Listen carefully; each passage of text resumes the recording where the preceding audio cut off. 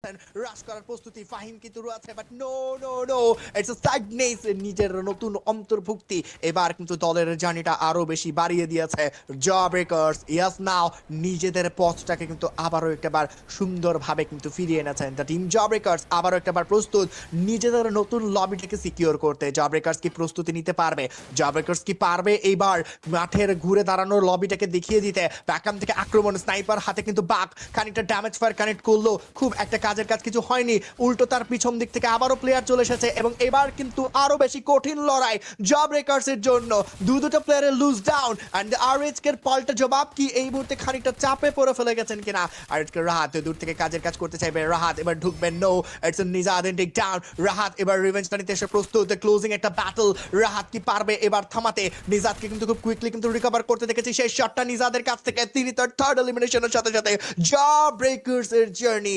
এখানটাতে কিন্তু তা এন্ড করে দিয়েছেন জব ব্রেকার্স টোটালি